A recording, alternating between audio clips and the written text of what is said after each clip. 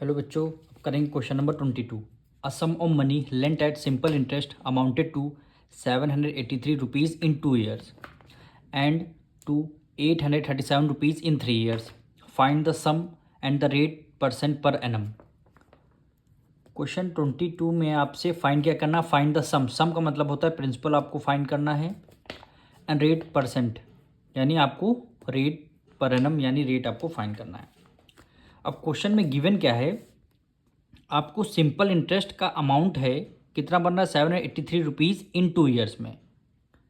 यानी अमाउंट आपका कितना है, सबसे पहले लिखेंगे अमाउंट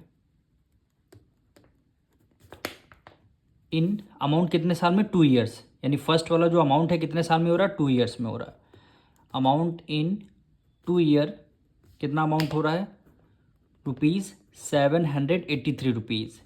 ठीक है, ये अमाउंट बन रहा है कितने, 2 year में इतना अमाउंट बन रहा है। फिर कह रहा है इतना अमाउंट बन रहा है 3 year में, तो ये लिखेंगे यहाँ पे अमाउंट इन कितने ईयर में, 3 year में। कितना अमाउंट बन रहा है, 837 रुपीज़। इतना अमाउंट आपका बन रहा है। यानी 2 year में ये अमाउंट है आपका, 3 year में ये अमाउंट है। अच्छा देखिए, दोनों जो अमाउंट आए हैं, इन यहाँ पे 3 year है, यहाँ पे 2 year, इन दोनों का अगर हम डिफरेंस निकालेंगे तो हमारा सिंपल इंटरेस्ट आ जाएगा, बिल्कुल आ जाएगा। तो यहाँ पे लिखेंगे सिंपल इंटरेस्ट ऑफ 3 में से 2 गया 1 आएगा, यानी 1 year का सिंपल इंटरेस्ट हम डायरेक्ट हम निकालें, वो भी माइनस करके, इक्वल टू माइनस कर देंगे अमाउंट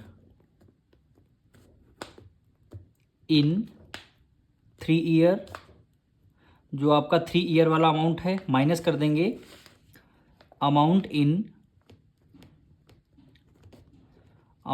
2 year, जो आपका 2 year वाला अमाउंट है, तभी तो सिंपल इंटरेस्ट आएगा। अब देखिए अमाउंट इन 3 year आपको कितना गिवन है, 3 year वाला अमाउंट 837, तो 837 माइनस कर दें अमाउंट इन 2 year 783।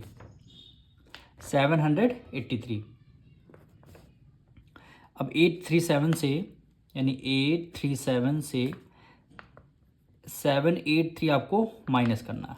7 में से 3 गया 4, कैरी दे दिया 13 में से 8 गया, कितना आ गया 5 आ गया। कितने रुपीज़ आ गए, सिंपल इंटरेस्ट आपका 1 year का कितना आया, 54 रुपीज़। अब हमारा 1 year का सिंपल इंटरेस्ट आ गया। अगर 1 year का सिंपल इंटरेस्ट आपके पास आ गया, अगर आपको 2 year का निकालना है तो क्या कर देंगे, 54 को 2 से मल्टीप्लाई कर देंगे। तो यहाँ पे लिख देंगे simple interest of 2 year।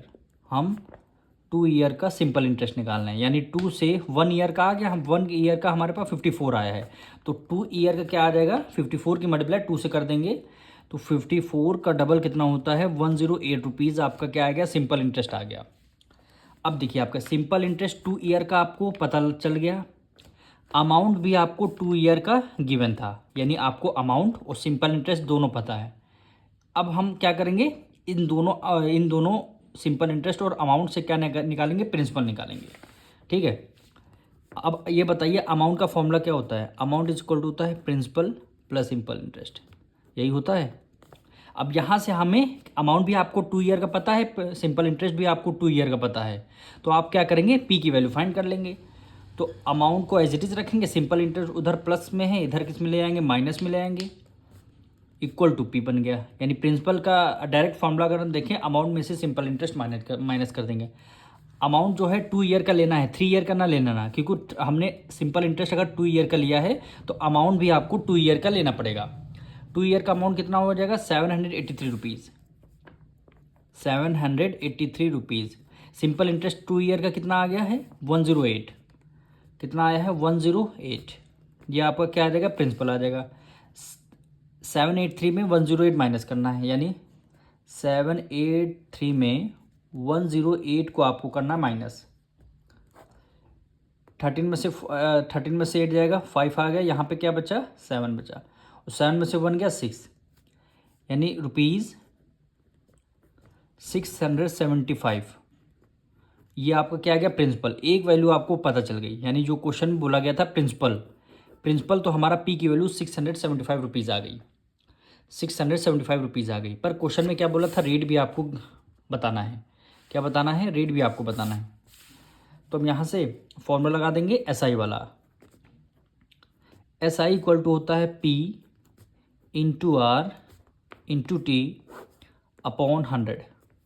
Simple interest हमारा कितना आया है, 2 ईयर का। हमें जो भी लेना है 2 ईयर का लेना है। सिंपल इंटरेस्ट हमारा कितना आया है, अभी हमने कैलकुलेट किया, 2 ईयर का सिंपल इंटरेस्ट 108 है, तो 108 हो गया।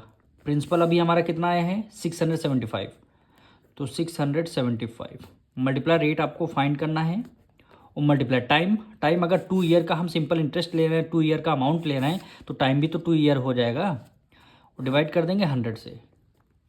यहाँ से आपको R की वैल्यू पता लग जाएगी। तो यहाँ पे 108 100 हो गया, ऊपर न्यूमरेटर में आ जाएगा, और 675 मल्टीप्लाई 2 हो गया। यहाँ से आपको R की वैल्यू पता लग जाएगी। R की वैल्यू आपकी पता लग जाएगी। सबसे पहले इसको हम किससे करते हैं, 5 से। 5 1 5, 1 कैरी ले लिया, 5 3 15, 2 कैरी दे दिया, 5 5 25, और 5 2 10, और एक 0 हो गया। फिर 5 से करते हैं, 5 2 10, 3 कैरी गया, 5 7 35, और ये 5 4 20 हो गया, 5 4 20।